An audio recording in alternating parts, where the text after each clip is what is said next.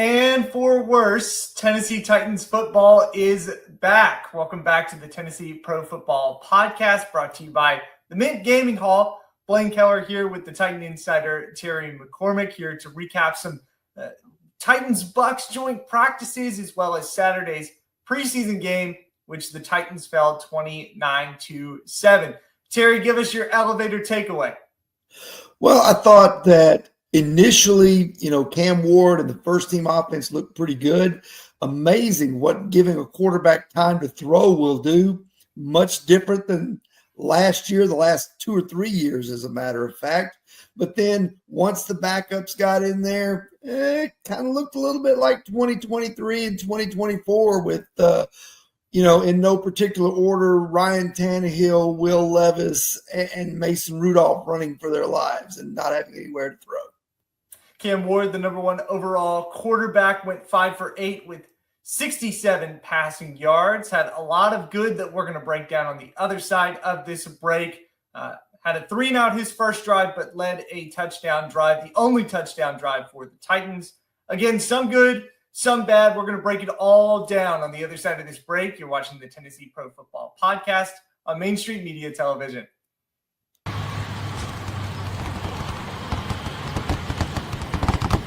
The winning just got closer. All new Sportsbook, the latest gaming machines, live horse racing, and more. The Mint Gaming Hall, Kentucky Downs. Winning just got closer. He shoots, and he scores!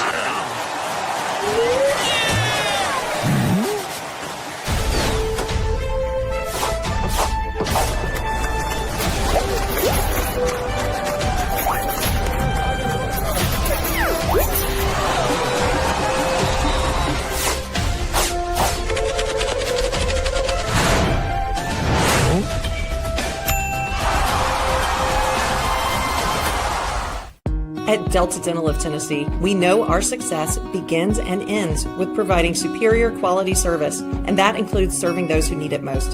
This year, we're celebrating 25 years of giving back to the community we call home. Delta Dental, along with our Smile 180 Foundation, supports Tennessee's dental colleges and oral health education, children's hospitals, free and reduced cost dental clinics, and other like-minded charities. Here's to the next 25 plus years of ensuring healthy smiles. They walk among us, but at 240 miles per hour, they become something more. They're thrill seekers, risk takers, and maybe just a little bit unhinged.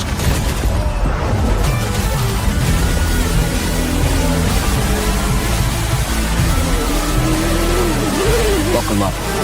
This new era of speed, this racing revolution, it's just getting started. Hi, I'm Stephanie Miller. Main Street Media is partnering with Borchetta Bourbon Music City Grand Prix at the Nashville Superspeedway to send a family of 4 to the race August 31st. To register, please visit any Main Street Media website and look for the Register Here banner. You'll also receive some fantastic Borchetta Bourbon Music City merchandise. We look forward to seeing you at the race.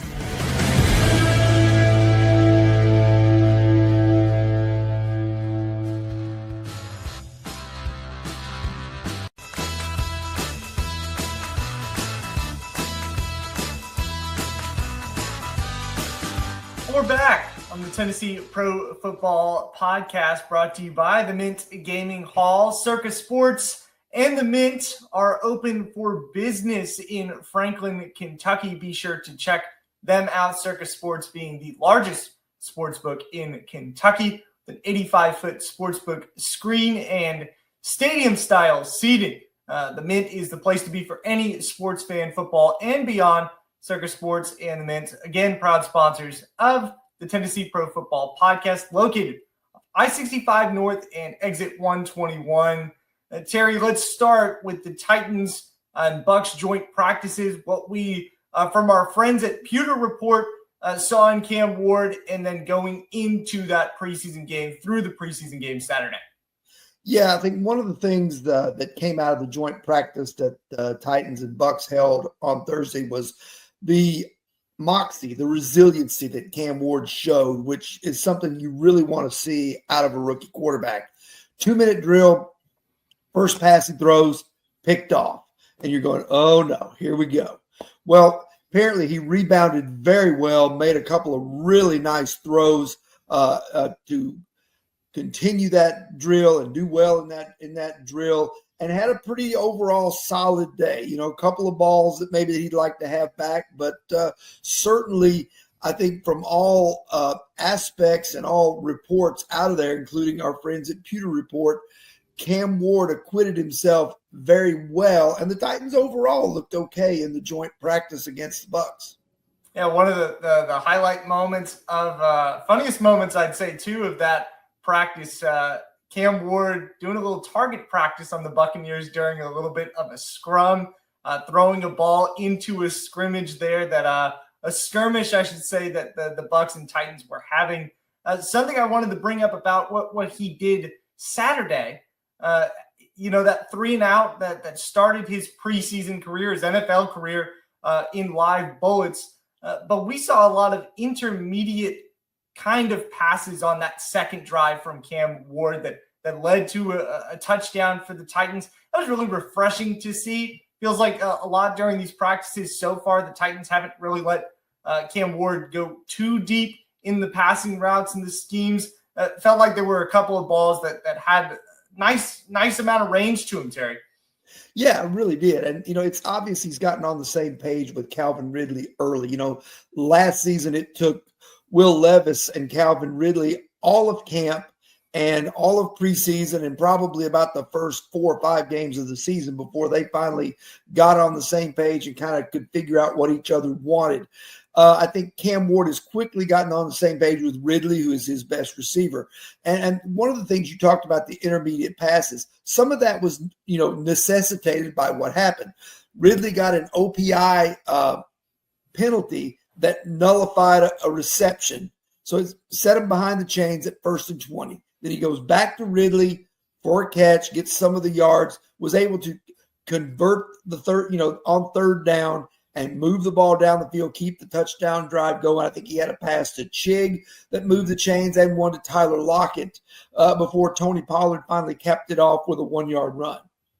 Crosser to Calvin Ridley, Cam Ward did a really good job of confirming the coverage that Tampa Bay was throwing at him. I thought the timing on that little hook route that you mentioned to Chig looked really strong. And his throws were pretty much, if you look back at the film, only where the receivers could get it, outside of the ones that maybe were a little bit risky. Yeah, I mean, he had the one ball to Iamaner that really should have been picked off by Josh Hayes, I think it was. But other than that, sometimes, that's why defensive backs are defensive backs. If they can catch that pass, they'd be receivers, as they say. Mm-hmm. But nonetheless, he shook that off and was able to complete the drive. And I think you're right. One of the things Cam has said he wants to work on and get better at is learning how to throw receivers open, because the windows are much tighter in the NFL than they are in college. And that's something that's very difficult for young quarterbacks to learn and very difficult for them to master. And I think that, a good first start for Cam Ward there. But key to this, not only is he getting the ball out of his hands quickly, but on the couple of plays where he didn't get the ball out, where nobody broke open, he had protection. Amazing what happens when you have actual NFL tackles playing on the edges to keep the pocket clean and give your quarterback time to find a receiver. That to me was the most refreshing thing about Saturday night's game. Even though it was short-lived, he was only out there for 2 series, that the first-team offensive line looked like it knew how to pass protect. Now, take it with a grain of salt. The Bucs weren't playing their starters. There's no Vita Vea, no Lamonte David, but you got to take the baby steps somewhere, and the line looked like it knew how to pass protect. And it's still going to get better. Is one half of the equation, because Lloyd Cushenberry is going to be working back. This was with pretty much all of the offensive line except the starting center that you've paid big money for. So the assumption is that this line is just going to get better. But the other side of it also, like you mentioned, big grain of salt, because Tampa Bay wasn't playing any of its star rushers. they also weren't throwing anything exotic at the Titans, when it came to pass rush. It was, a lot of probably simpler things because Tampa is playing its second or third string guys to start the game on the defensive line. All of that to say, that was a really strong performance. Cam Ward didn't look to be bothered a whole lot in the pocket, no matter from where he was dropping from. Yeah, I think the best thing you can say about Cam Ward was in his first game, even though it was a limited performance, only 2 series, the moment was not too big for him. He looked like he could handle it. And I think that if you're the Tennessee Titans, you have to really be encouraged by that. And now you have to build on that going forward, starting with the joint practices on Tuesday and Wednesday in Atlanta. Yeah, be sure to check into Titan Insider for our coverage in Atlanta this week. Again, thanks to our friends at Pewter Report for these photos and the coverage of joint practices in Tampa Bay. Touching again on that offensive line, Terry, who, if you had a chance to kind of look back at it, feels like across the board that first team looked pretty good, but who in particular excited you about how that all unfolded?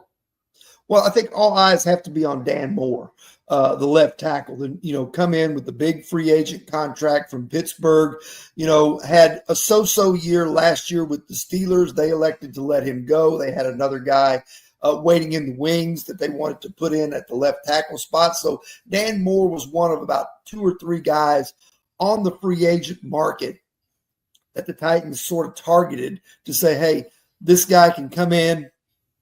Bill Callahan can coach him up, and we think that he hasn't fully reached all of his potential yet.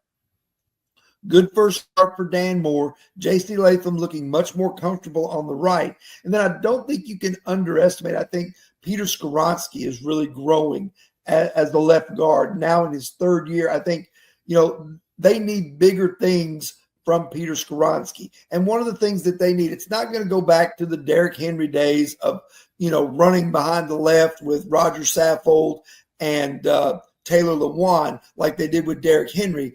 But they've got to be able to run the football effectively. And I think that left side of the line certainly is going to be key to that. That was the solid, good first showing, first task completed for the Titans offensive line. Solid first showing for Cam Ward. Calvin Ridley and Cam Ward's connection looked exciting.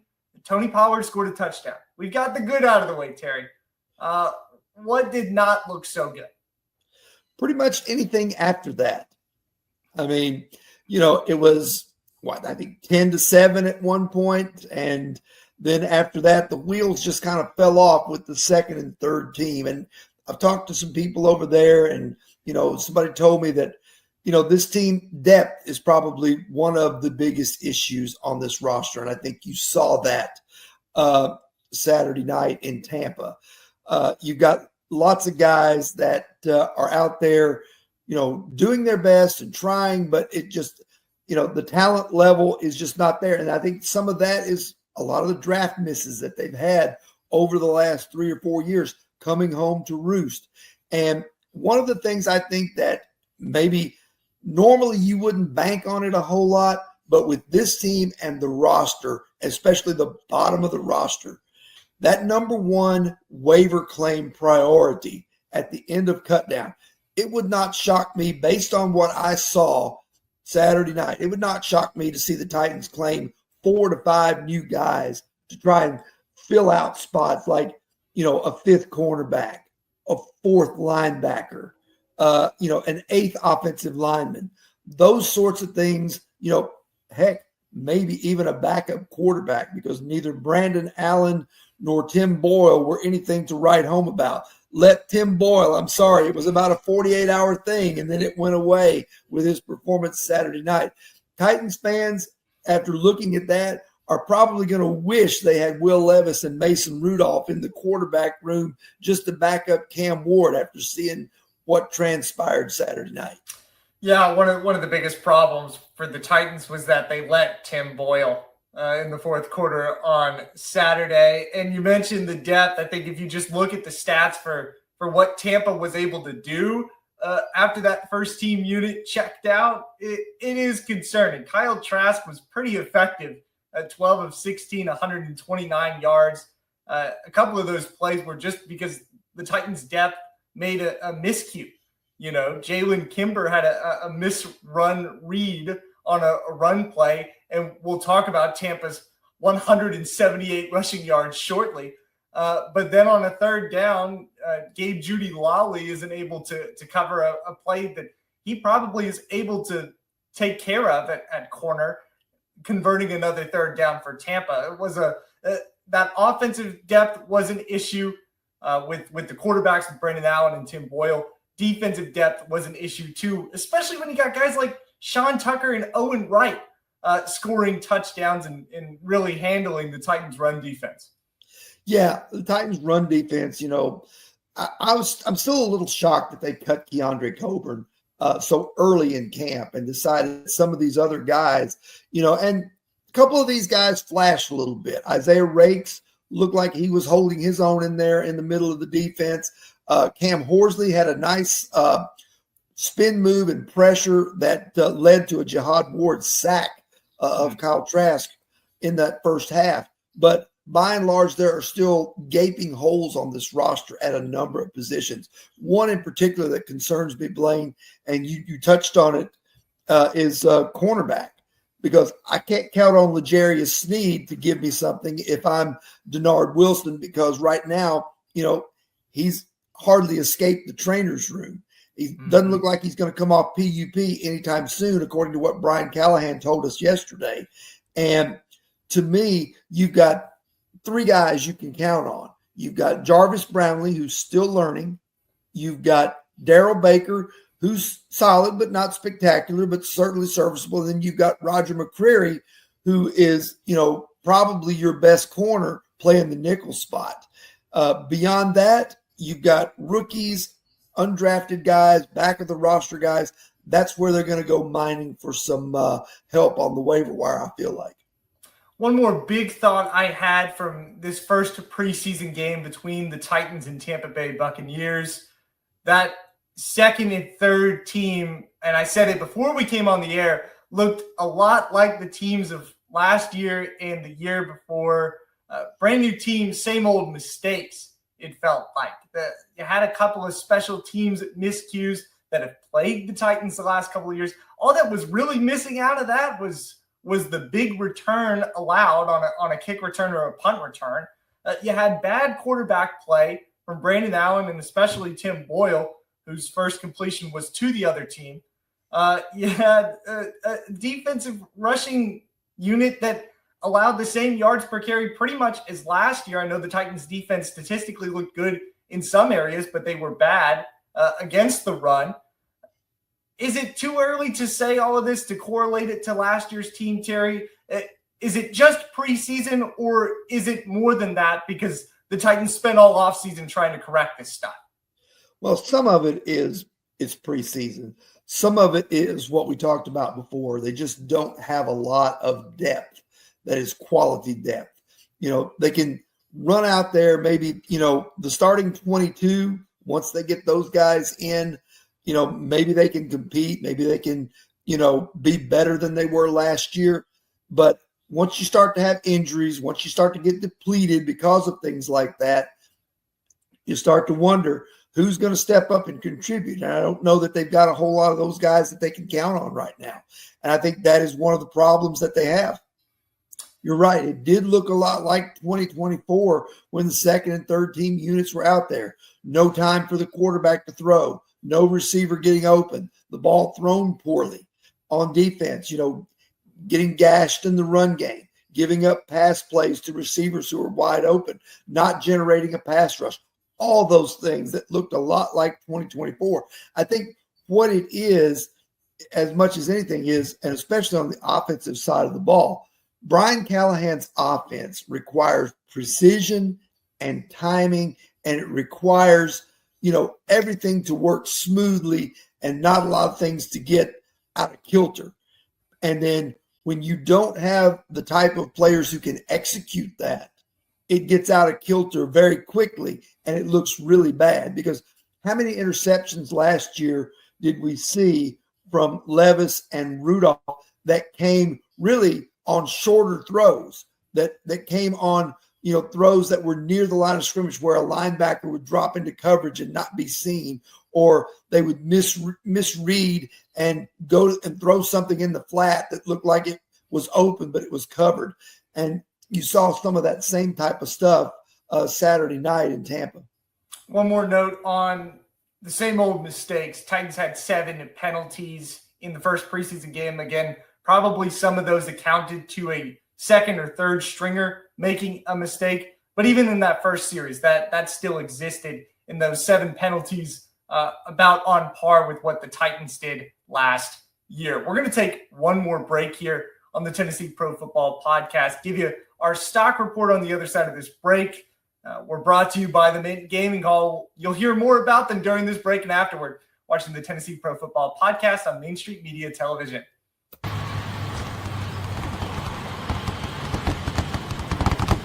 The winning just got closer. All new Sportsbook, the latest gaming machines, live horse racing, and more. The Mint Gaming Hall, Kentucky Downs. Winning just got closer.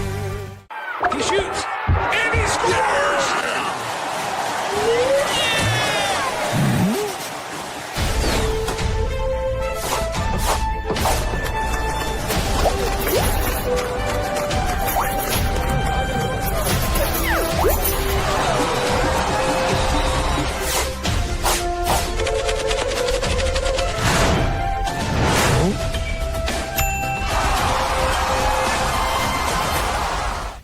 At Delta Dental of Tennessee, we know our success begins and ends with providing superior quality service, and that includes serving those who need it most.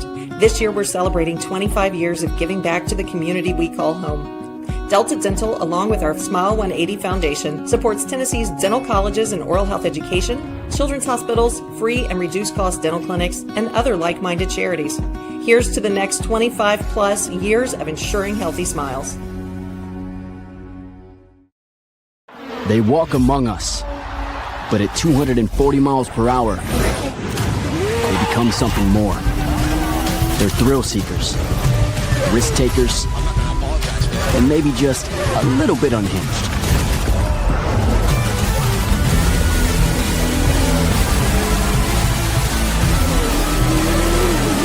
Buckle up. This new era of speed, this racing revolution, it's just getting started. Hi, I'm Stephanie Miller. Main Street Media is partnering with Borchetta Bourbon Music City Grand Prix at the Nashville Superspeedway to send a family of 4 to the race August 31st. To register, please visit any Main Street Media website and look for the Register Here banner. You'll also receive some fantastic Borchetta Bourbon Music City merchandise. We look forward to seeing you at the race.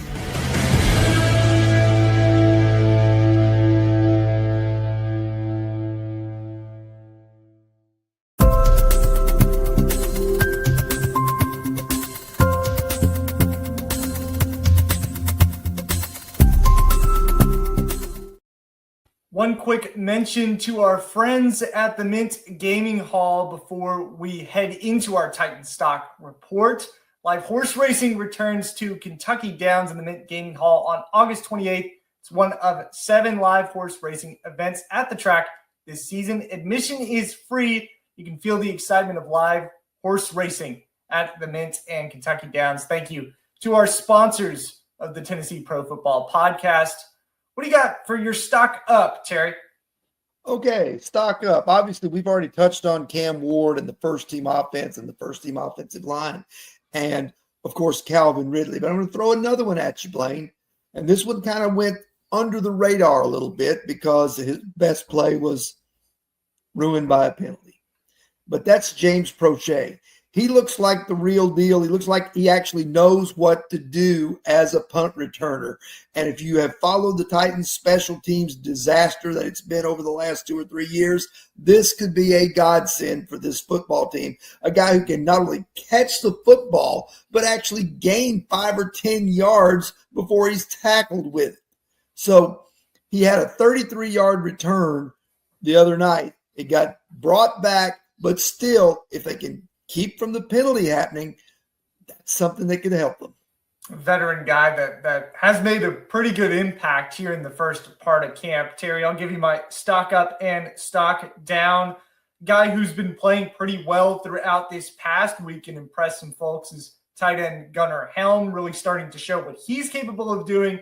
And I think some talks already of him maybe being in that top 2 tight end conversation, albeit in a crowded tight end room for the Titans. Gunnar Helm has made an impact quickly.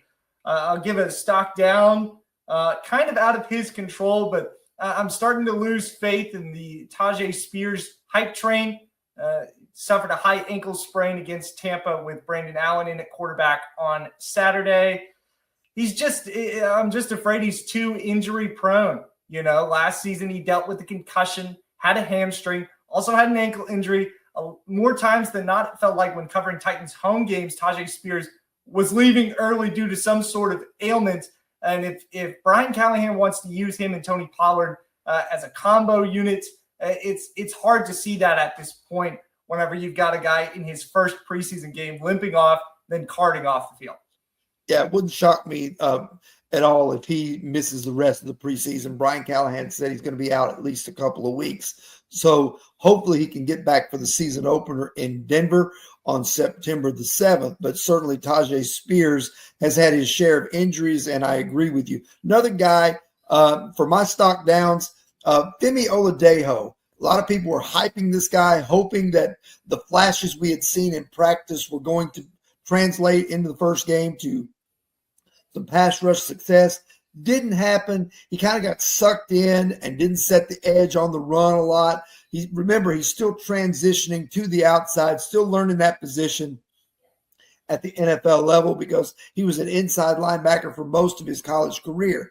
Don't think it's time to write him off just yet, but certainly got to take with the caveat that he is a project more so than being a guy who's ready to go out there and contribute 50 snaps right away.